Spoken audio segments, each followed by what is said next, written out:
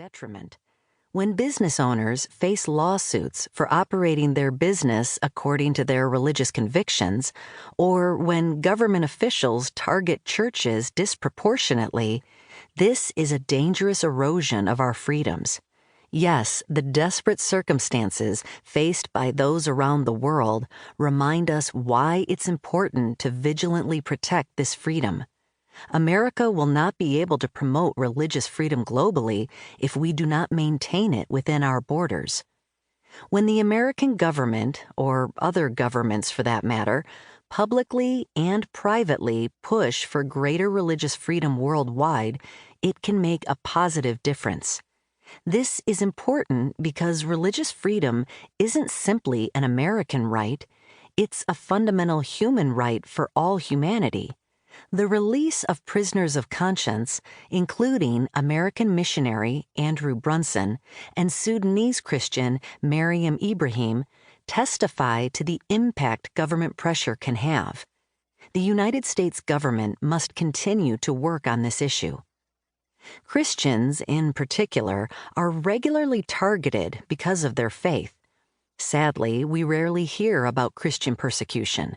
Such information does not make mainstream headlines, but that does not minimize the importance of persecuted Christians to God, nor does it excuse our failure to pray for the persecuted church or advocate on their behalf.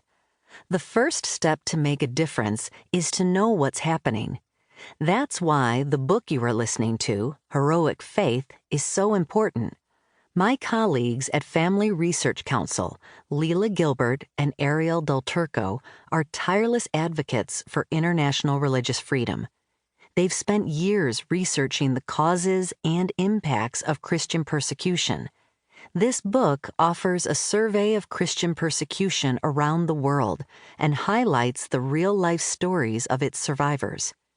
My friend and Family Research Council's Executive Vice President, Lieutenant General retired Jerry Boykin, offers insight on how global Christian persecution affects national security and what the U.S. government should do. By listening to this book, I hope you are motivated to pray for the persecuted, learn from their stories of truly heroic faith, and then be led to give action to your prayers by engaging on the issue of international religious freedom.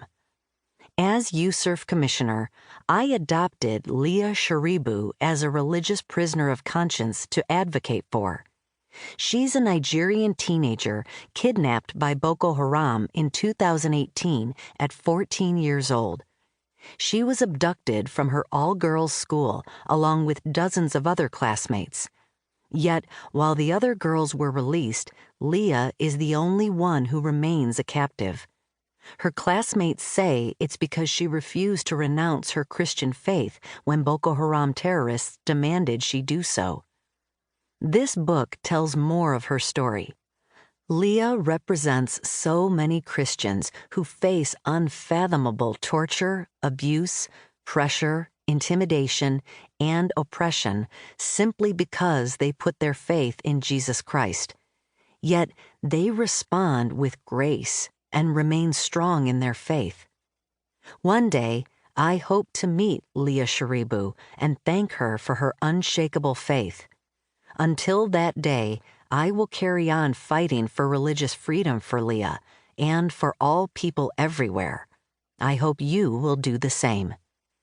Tony Perkins, President of Family Research Council and former Chair of the U.S. Commission on International Religious Freedom. Introduction. In today's world, stories of international discrimination, violence, and even bloodshed increasingly appear all too often in our news reports. And more than a few Christians are beginning to reflect on one particular big idea: religious liberty. Some of us are giving serious thought to what those words really mean and how such an ideal can be achieved. Even in the United States, concerns about restrictions on freedom of religion are intensifying. Those worries are significant and worthy of consideration. But a look beyond our borders